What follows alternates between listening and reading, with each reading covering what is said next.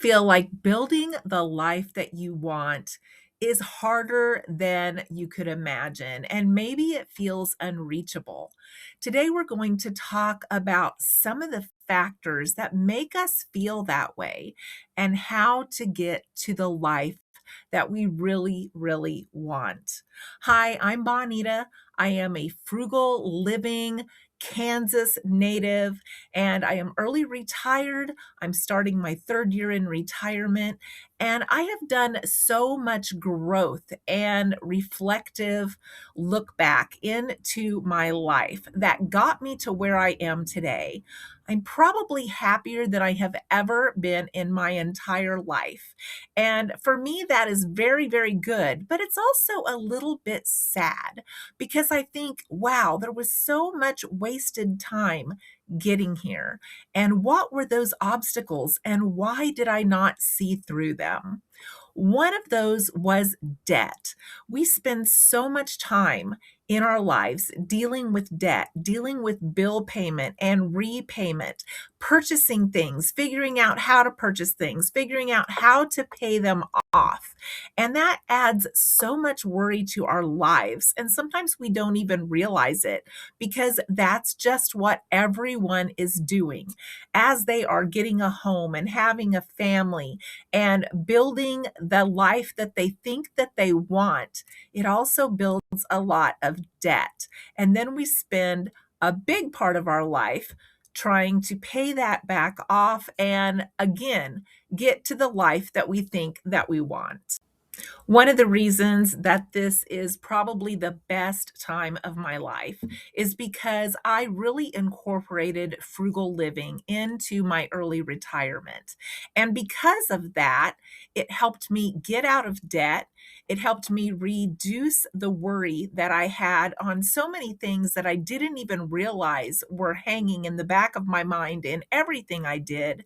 And it helped me to live in the moment and actually enjoy my life now.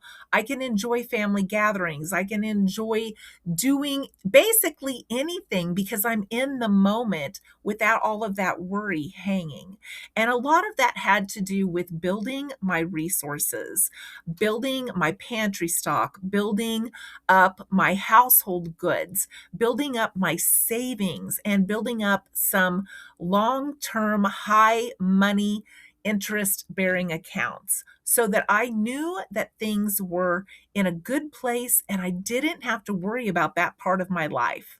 I also had to look at how much I was spending, how much was going out, and look at how I could manage that without going over the amount that was coming in.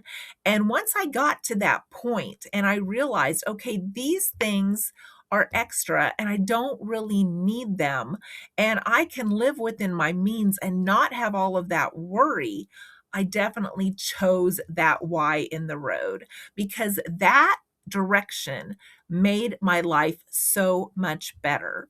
So often we hear people say, like, why don't you live a little? Why don't you spend some of your money?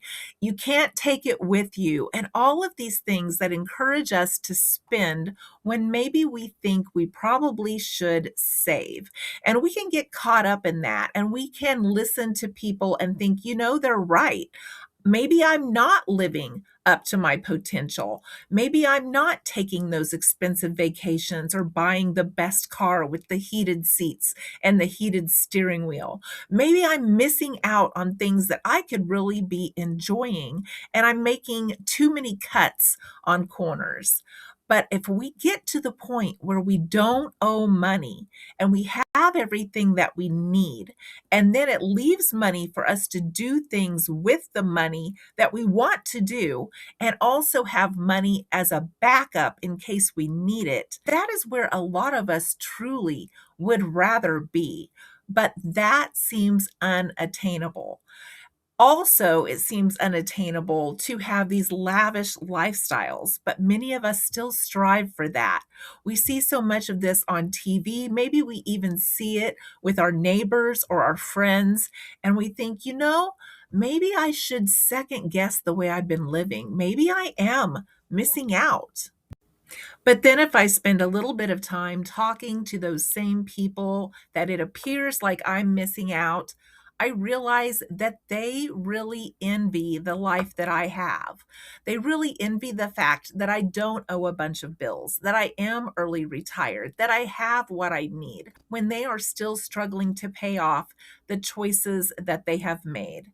So when we look at what we have, and avoid some of that temptation, it helps so much in planning that attainable life. So I looked up what attainable life actually means, and I couldn't capture it as well as this. So I'm going to read it to you. It is designing a balanced, fulfilling existence by setting realistic, actionable, and personally meaningful goals rather than chasing society expectations. That is exactly what I was trying to convey when I thought about that. A lot of us chase that unattainable life, that fantasy life, instead of chasing the attainable life and the life that would really help our future selves. And we would be happy with that attainable life, but we fool ourselves sometimes into thinking that we would only be happy with that fantasy life. I don't feel like I'm missing out on anything. In fact, I love that I can give myself permission to buy the things that I've saved for, whether or not that is a vacation or whether or not that is something else that I want in my life that I've been thinking about. When I've saved for that, and I give myself permission to buy what I've saved for. And I know once I spend the money, this is something I've been thinking about for a while. It's paid for, and now I have it. And it is something that I've really put a lot of thought into, that I'm going to use this thing or love this experience. I don't have any guilt with that. I remember buying things back in the day when I was in debt. And I remember feeling guilty. And I remember just shutting off my brain at times and thinking, no, I deserve this. I work hard.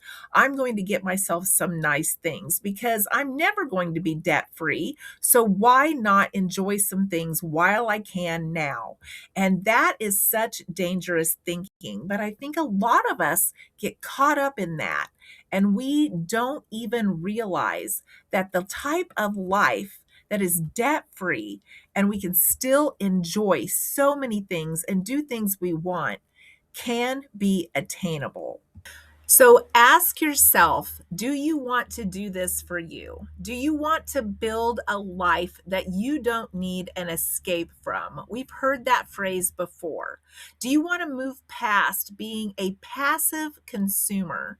For me, making that choice helped me build discipline with my finances. It helped me be more consistent. It helped me make better choices. And it helped me be to a point where I could actually grow and learn and enjoy doing some new things. I was in a rut. I was stuck. And when we get in that consumeristic lifestyle where we're just in debt and we're just on that hamster wheel trying to pay things off and buy the next thing and afford the bills that are coming in, we kind of stop that growth process and we kind of stop the idea that things are ever going to get better. And it really squashes our creativity and it squashes our happiness. So, no matter where you are at right now, ask yourself, what do you want your life to look like? How do you want to design your future? And start making plans to get there. I truly believe we all have the ability to do this, even if it feels like we are stuck. Trust me, I felt stuck for a long, long time. But I decided at some point that I was tired of being stuck and I wasn't going to do it anymore. And I was going to give myself the freedom and the choices that I deserved. And doing those were keeping myself in check, keeping myself out of debt. So being out of debt actually gave me more freedom, more choices, and a more lavish lifestyle than I had ever had before when you look at the whole picture. Thanks for listening today. If you've enjoyed this video, give me a thumbs up. I hope you'll stick around for future videos. Let me know your thoughts in the comments below, and I hope to see you soon.